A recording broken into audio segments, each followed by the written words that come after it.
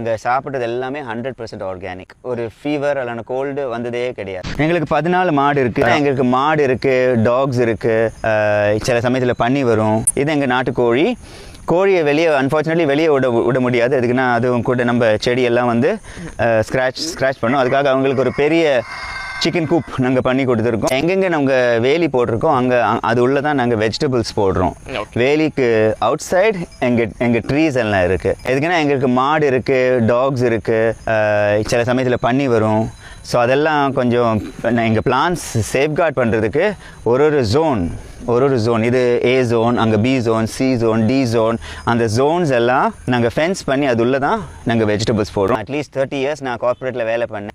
Very stressful. என்னென்னா வேறு யாருக்கும் நம்ம வேலை பண்ணுறோம். அவங்களுக்கு சாட்டர்டே சண்டே ஒன்றுமே இல்லை, ஃபேமிலி ஒன்றுமே. அவங்க எந்த டைம் வேணாலும் ஃபோன் பண்ணி நமக்கு ஒரு மீட்டிங் வாங்க, இது கேட்கலாம் அது கேட்கலாம். நம்ம வேறு யாருக்கோ வேலை பண்ணுறது.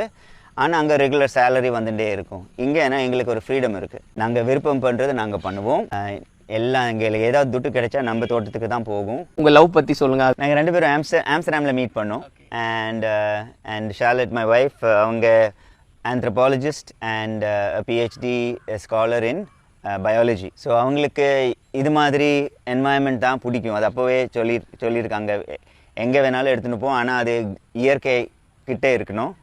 எங்களுக்கு சிட்டி உள்ள இல்லைனா பில்டிங் உள்ள தங்குறதுக்கு பிடிக்கல. ஸோ அங்கே தான் அந்த கெமிஸ்ட்ரி ஒர்க் அவுட் ஆச்சா? ஆமாம், கெமிஸ்ட்ரியோ பயாலஜி என்ன வேணாலும் சொல்லலாம்.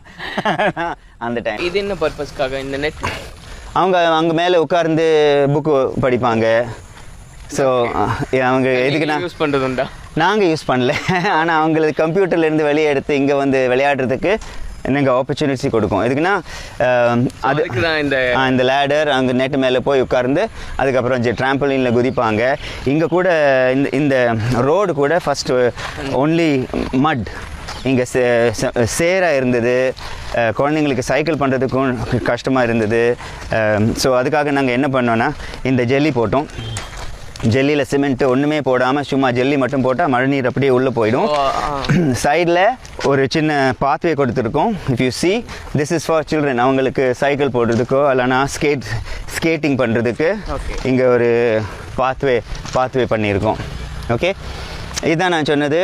இந்த இப்போ இங்கே மருத்தம்னு பார்க்குறீங்க, இது ஒரு மினி ஃபார்ம். இங்கே சிட்டியிலேருந்து 2 ஐடி ப்ரொஃபஷனல்ஸ் அவங்க ஃபேமிலிஸ்க்கு வந்து அவங்க இங்கே ஃபார்ம் பண்ணுவாங்க. அதே இப்போ அவங்க பண்ணிட்டு இருக்காங்களா? ஆமாம், காலையில் வந்து அவங்க வேலை பண்ணிவிட்டு ஒரு 9 o'clock கிளம்பிடுவாங்க. அது எப்படி ஒரு சீசனுக்கு ஒரு கப்பல் அப்படின்ற மாதிரியா? இல்லை, ஆமாம், அவங்களுக்கு மினிமம் 6 months. அதே மாதிரி இங்கே வேறு ஸ்டைல் பார்த்தாலே ஸ்டைலு, இங்கே வேறு ஸ்டைலு, இங்கே வேறு ஸ்டைலு. அவங்க என்ன வேணாலும் அவங்க எக்ஸ்பெரிமெண்ட் பண்ணலாம்.